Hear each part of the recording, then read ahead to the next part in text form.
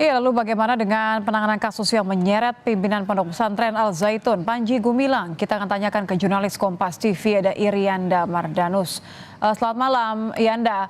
Ada dua kasus sebenarnya yang menjerat Panji Gumilang, tapi saya ingin lebih tahu terlebih dahulu mengenai kasus TPPU yang saat ini tengah diusut oleh Menko Polhukam. Bagaimana pengusutannya sejauh ini?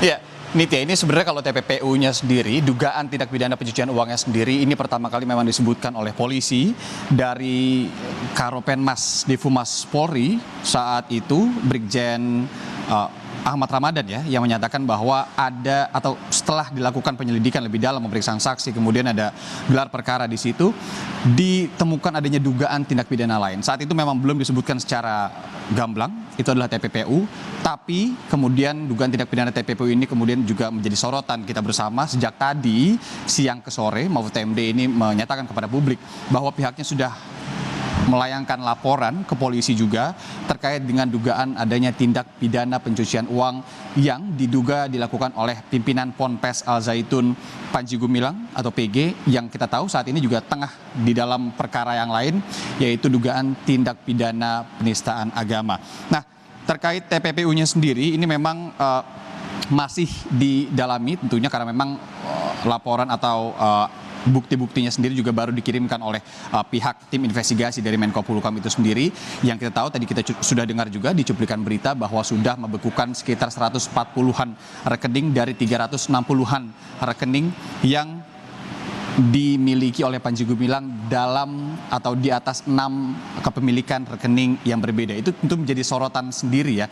Kenapa? Karena hasil atau jumlah transaksinya ini tidak main-main. Kalau kita lihat dari sejumlah informasi yang dihimpun, ini mencapai 15 triliun rupiah. Kalau mengutip apa kata Menko Polhukam, Mahfud MD tadi sore, ini benar bahwa mereka atau tim investigasi diwakili oleh Menko Polhukam telah melaporkan soal TPPU ini, dengan TPPU, tapi yang kemudian lebih mengkhawatirkan atau menjadi kejutan di tengah-tengah publik adalah adanya juga kaitan dengan tindak pidana lainnya atau tipin-tipin lainnya. Di antaranya nih ya, penggelapan, kemudian juga penipuan, tindak pidana dugaan pelanggaran yayasan, hingga dugaan tindak pidana penggunaan dana BOS. Kita tahu dana BOS ini adalah bantuan operasional sekolah, kucuran dana dari negara yang diberikan kepada institusi pendidikan, dalam hal ini formal ataupun informal seperti sekolah maupun pesantren. Itu yang kemudian saat ini diletakkan dalam konteks pencucian uang yang kemudian juga dilaporkan oleh tim investigasi yang sudah juga didukung oleh PPATK, tim investigasi Menko Polhukam maksud kami. Nah, Nitya, berkaitan dengan dimensi dari kasus Panji Gumilang ataupun Ponpes Al Zaitun yang tengah ramai di publik ini, juga kita tidak bisa melepaskan dari tindak pidana lainnya, dugaan tindak pidana lainnya yang tengah dijalani juga oleh Panji Gumilang sebagai pimpinan Ponpes Al Zaitun.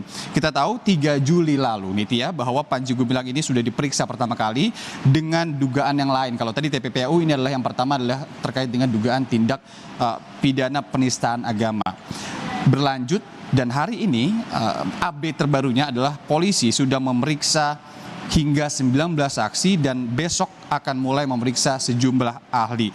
Di antaranya ada ahli agama Islam, ahli sosiologi, ahli bahasa, hingga ahli ITE. Selain itu, ini juga sudah naik ke tahap penyidikan. Apa artinya? Tahap penyidikan berarti ini sudah ditemukan adanya bukti-bukti dari sebuah tindak pidana. Kalau mengutip lagi apa kata Mahfud MD, Menko Polhukam, tinggal ditetapkan saja siapa tersangkanya.